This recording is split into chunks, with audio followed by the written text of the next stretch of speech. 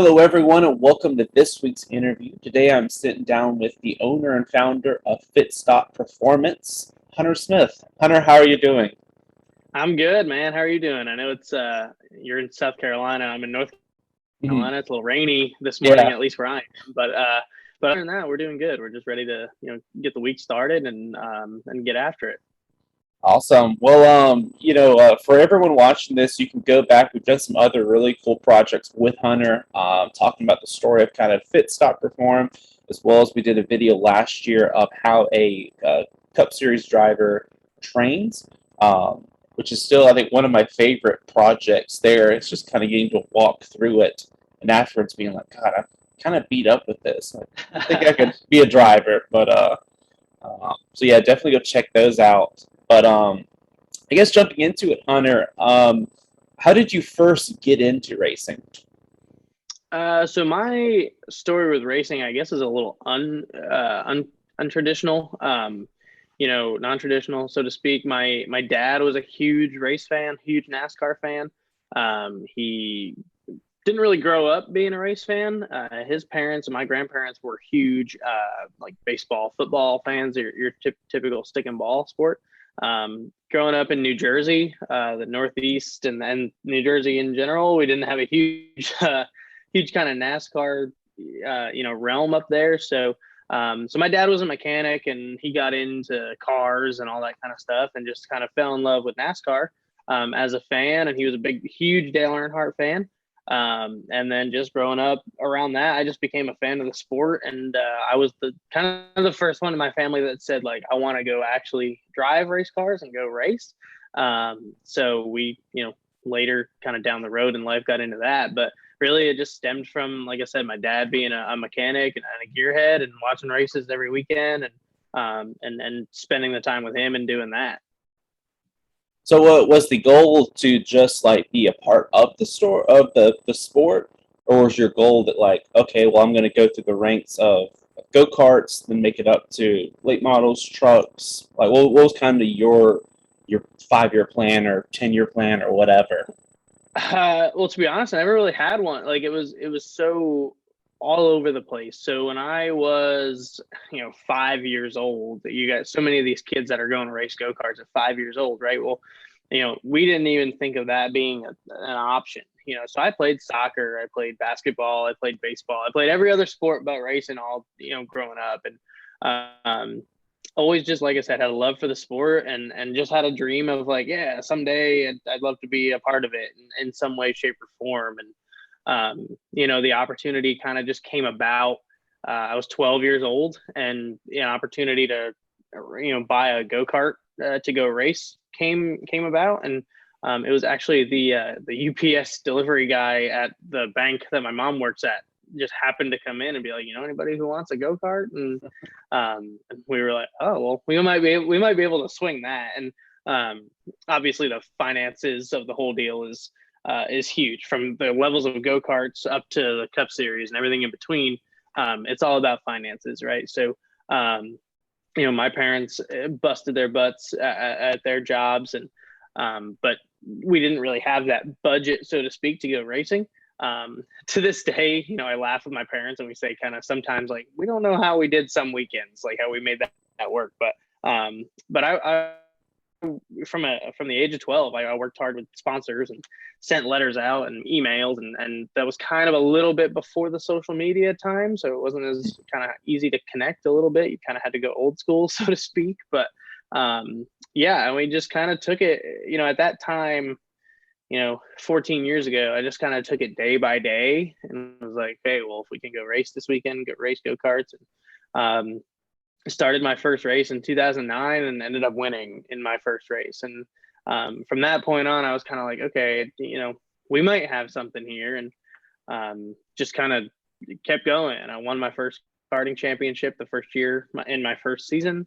Did a second year of karts and won a ton of races. And like I said, just kind of progressed. And at that time, you still don't know, like, okay, well, is a career Mhm. as a driver, is that fathomable? Like, sponsors are coming in, and that's great. We still don't have the hundreds of millions of thousands of dollars that we really need to go racing.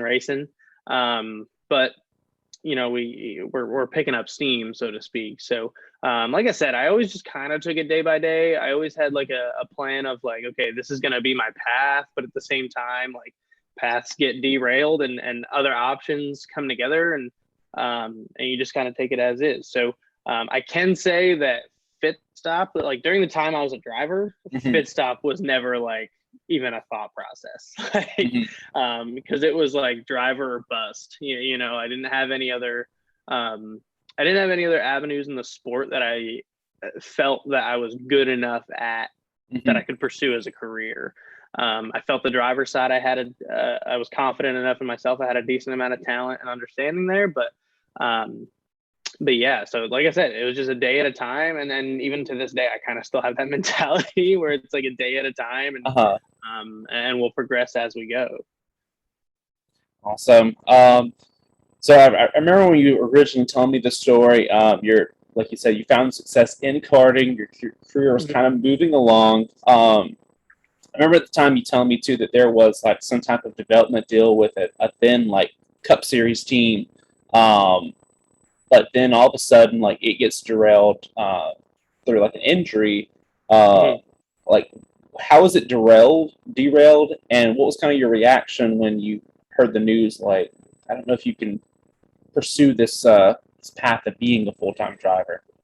Yeah, it was so 2014 and 2015. I was kind of like I don't want to say the peak of my career as a driver, but I was a development team for a modified team. We ran around doing asphalt modified dirt super late models. Actually working really closely with Jeremy Mayfield. Jeremy and Shayna Mayfield, I owe them, a ton to my knowledge of racing. They gave me so much firsthand experience in the sport, teaching me things as a driver, teaching me things outside of the actual driver's seat about the sport. And like I said, to this day, I credit them with a lot of my knowledge of people and, just the sport in general. But yeah, and then that kind of deal, we decided to go do something different on that front. And there were a couple teams I had opportunities to go do probably some low end truck stuff, and then like some what was back then the K&N East Series, but today is ARCA East. But had some opportunity to go do that, and through a series, I had a couple of concussions.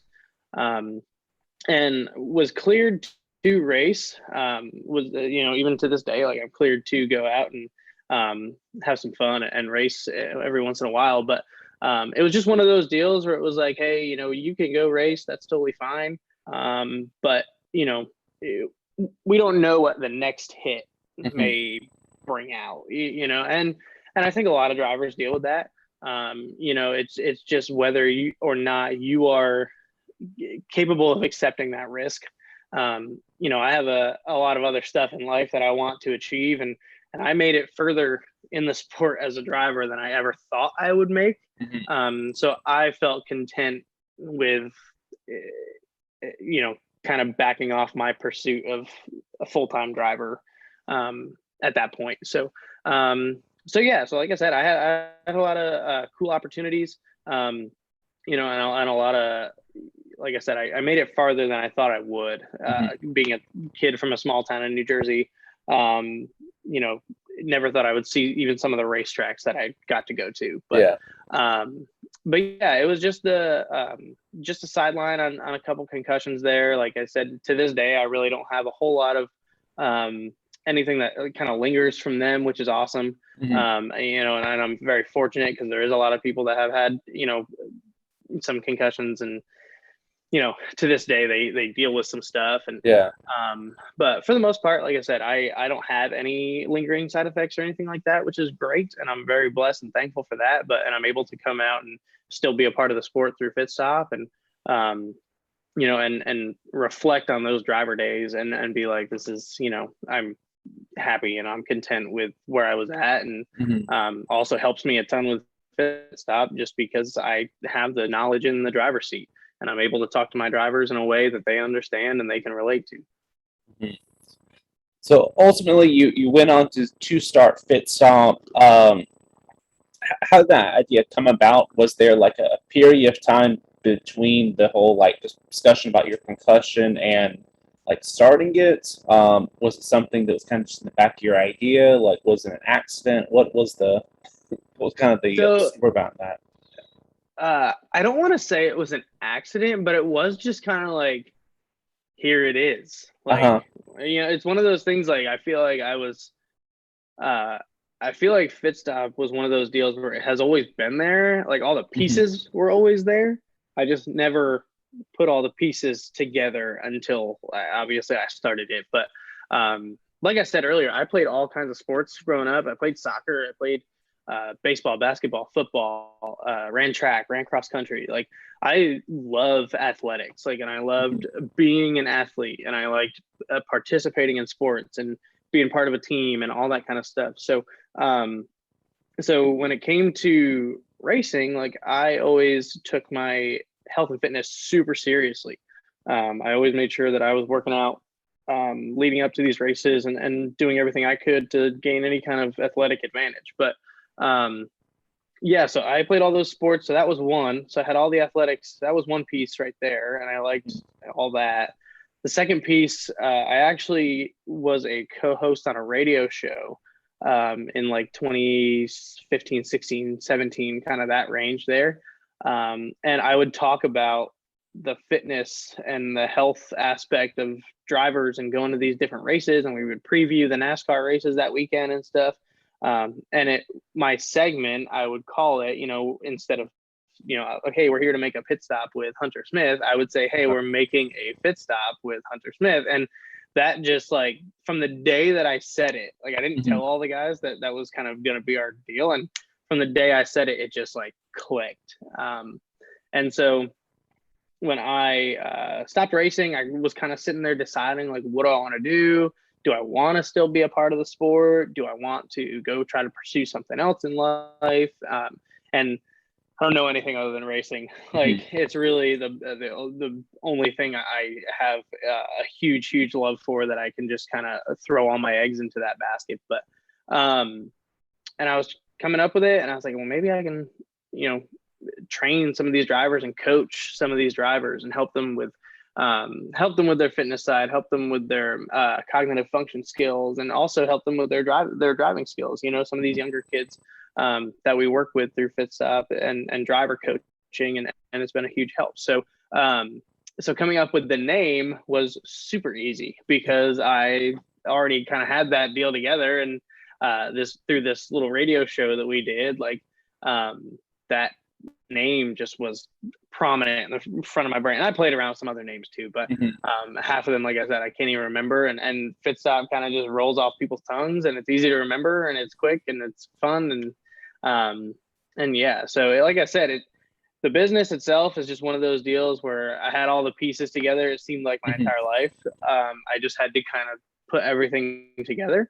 And all my experiences in life through other sports and through racing have all kind of accumulated and let me build this business kind of to what it is. So, but yeah, so like I said, it wasn't an accident, but it definitely wasn't on purpose. Cool. So one question I had kind of about the fit stop side of things is like ever since I first like interviewed you, I've noticed a lot of the bigger teams have everything in house. Is that something where the sport has moved towards a like you have a Hendrick department, you have a Gibbs department, and then like if you're Xfinity or truck or lower, then everything's kind of independent? Or as far as like clients, are there Mhm. a lot of like independent like trainers or whatever out there? I don't see too many independent trainers off the top of my head. I can only think of three, including myself. Hmm. Um, and I think a lot of that in-house type stuff stemmed from COVID. I think, Hmm. the Hendrick guys wanted to keep the Hendrick guys, Yeah. because you don't know, like, if your drivers are going to a gym and who they're talking to, who they know. And I think with the way the competition of the sport is right now, I think it's like you want to kind of limit how many people you feel like your drivers and pit crews and stuff are talking to. So I think a lot of it, like I said, just kind of stemmed off of COVID and whatnot. But for the most part, I mean, 90% of your drivers, pit crews, and stuff like that are, kind of quote unquote on their own when it comes to their training. So they can go to a public trainer like myself and whatnot too. But yeah, you do see a lot of teams hosting in-house workouts. I know like Ty Gibbs. Ty Gibbs works out with the Joe Gibbs team, and that's totally cool. Like that's that just like I said, if the means are there for a driver to go work in one area and with someone and whatnot, like go do it. My biggest thing is I love seeing a driver take it seriously, like whether he or she is working with me, working with one of the other public trainers in the area, or the race team itself. Like I just love seeing a driver take it seriously and get at it. Like at the end of the day, that's what I want to see. Whether it's like I said with me or somebody else, like that just makes me happy about it. Awesome. So recently, I've noticed that like you've been putting the helmet on a little bit more, getting back behind the wheel a little bit more. What's kind of felt like getting to kind of go from the train side to going back and behind the wheel a little bit? Like, what's that been like?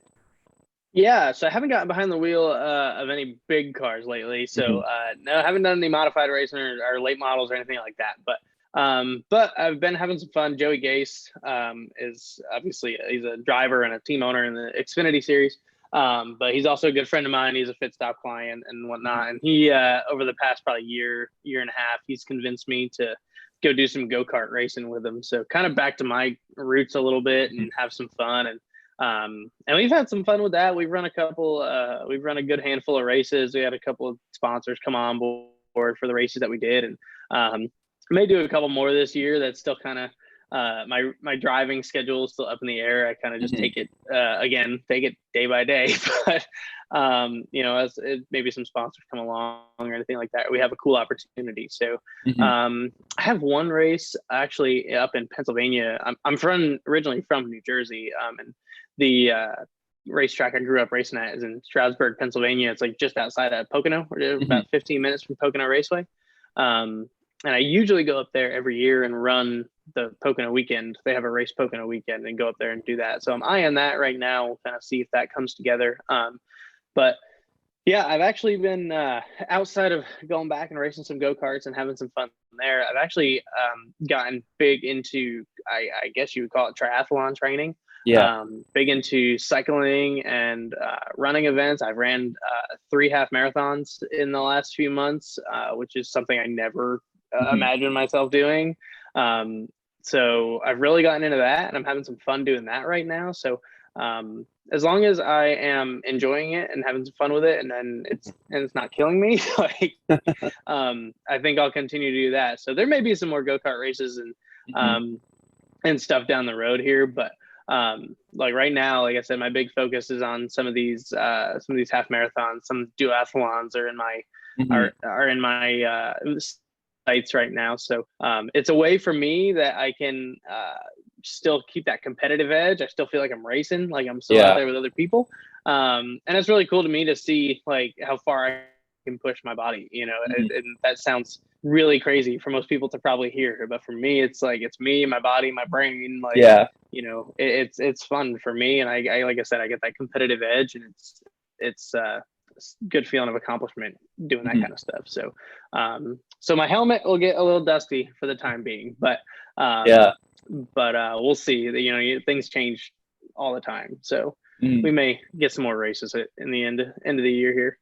Now, as someone who's like obsessed with like the sponsorship side of NASCAR, whenever I see you plugging your different sponsors for like the marathons and the running and all, I've wondered like the economics of that. Is that something that if you get a better sponsor, then you're like buying better like equipment, like better shoes, better like shorts? Is it just something where you get a sponsor to cover like the entry fee? Like what exactly, like how does the sponsorship model of a marathon running work? Yeah, so the answer to both those questions is yes. Like, Mhm. sponsorship does obviously help pay the bills. So you get your little bills. So you got like your entry fees, your nutritional supplements for race days, your training tools. But like you said, shoes, getting into some triathlon and duathlon style stuff, bikes, bike Mhm. parts and bike maintenance. Our sponsors help cover all of that. And I'm thankful for the time being. So we have a deal right now for the next month or two where we're working with Notes to Self socks. And Notes to Self was actually a sponsor of mine when I was a driver. Uh-huh. And they came back together. We kind of came back together. Laura, the owner of Notes to Self, and I came together this year. We're like, hey, this is kind of something different. Like I said, I'm still racing, and Uh-huh. I want to try something a little bit different. So, and she was eager to support it, and I can't thank them enough. But so they are the most comfortable socks for a runner, which is great, and my socks are covered, so that's pretty cool. So, the thing I hate the most is getting done with a run or something, and my feet hurt. So, Mhm. the products that they have and whatnot are awesome for runners and athletes all in general. So that's been a lot of fun. But yeah, so just like in racing, just like in motorsports racing, the Mhm. sponsors pay the bills. So I just have a little bit less branding space Yeah. than an actual race car. So, at some point, we laugh. It's like at some point I'm getting a tattoo down my calf or something just to have the sponsor displayed. But, stickers on the bike or on the helmet or something like that, uh, we can make work too. So, but through social media, sponsorship, the aspect of sponsorship has changed so much. Yeah. Just because realistically, like social media is a huge advertising tool that anybody can use at any time from anywhere. Mhm. So that makes it helpful for us too. So, but yeah, so we're thankful for Notes to Self, and they're keeping me running and making sure I have all the gear that I can go do what I'm doing now. Awesome. And then finally, we've been asking each of our guests this year, what's your all-time favorite NASCAR paint scheme? You pre sent me these questions, and you sent me that question, and I had like out of all the questions you sent me, this is the one I had to sit and really Uh-huh. think about, like hardcore. So, um, man, I'll tell you, I if I can't narrow it down to one, I really liked the um, Richard Petty Motorsports, the 43. I was always kind of a low key a Bobby Labonte fan growing up. Yeah. So when Bobby Labonte spent his time at the 43 car Mhm. from like I think it was '06 to like '08, those paint schemes Yeah. I always thought Cheerios and General Mills was still the primary kind of sponsor there. Um, and they would have like Lucky Charms on there from time to time and all that stuff. Like those paint schemes just popped out to me so much. And those are the ones that like right off the top of my head I think about. But there's so many like Yeah. that pop out to me. I think one of the most iconic um, that I can think about for me was in 2003, and it's actually funny because I'm at my desk right here, and I have it. Uh-huh. But in 2003 was my first NASCAR race that I attended as a fan, and it was the 2003 Coke 600 at Mhm. Charlotte. Um, and Jimmy Johnson won, and it was that Power of Pride car. And I think red, white, and blue for me has always been my favorite. I like displaying the flag and the stars and stripes and stuff, and Yeah. so that Power of Pride car sticks out to me from a sentimental value. Mhm. But like I said, I always loved seeing what the 43 would come out when Bobby was driving it. And that basic scheme from 2006 was probably my favorite. Like his primary Cheerios scheme from 2006 was probably my favorite. My room was even petty blue when I was a kid. Like we painted it petty blue. So if that gives you any intel, but yeah. So like I said, every paint scheme uh, has a different kind of sentimental value and whatnot too. But more recently, just because of somewhat of a connection, and this is just kind of a fun fact that I like to tell people. Chase Briscoe, and as we're recording this, last night was the Bristol Dirt Race and just got Yeah. done. But Chase Briscoe is sponsored by High Point, Mhm. and High Point is actually founded and owned by two brothers who went to the same high school as me, Oh wow. up in New Jersey. So we went to High Point Regional High School, and that's where that whole deal came from. So, Uh-huh. so seeing them and the Menden Bureau family have success with High Point on there, and Mhm. kind of a little ode back to Sussex County, New Jersey. I think that's so cool and so cool to see. And I hated that he didn't get the win last night, but Uh-huh. it was a good race nonetheless. So, but yeah, so to see High Point on there too is pretty cool. That's awesome. Yeah, I thought about trying to make it easier for you and letting you choose like from like your alumni fit stop athletes, but Ooh, I was like even if you just look at Spencer Boyd paint schemes, pretty difficult. For yeah, the Joy, like you have a lot of those Sean McGee paint. Even if I just said favorite Sean McGee paint scheme, like too many yeah, out there to choose from. So I was like, I thought that just make it a little more difficult.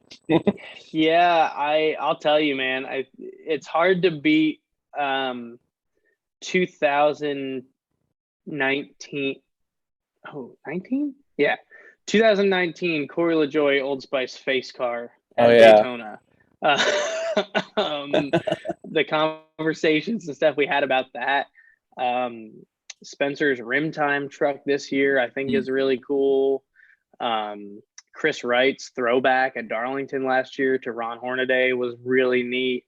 There's just been so many. Like the Corey's Built Bar car with his face on it last year was cool. I don't know why he insists on having his face on a car every week. It seems like, but yeah, man, there's been so many. But again, you go back to that sentimental value for me that sticks out. So Spencer Boyd, the Alabama Roofing Professionals truck that he ran at Talladega in 2019 and won.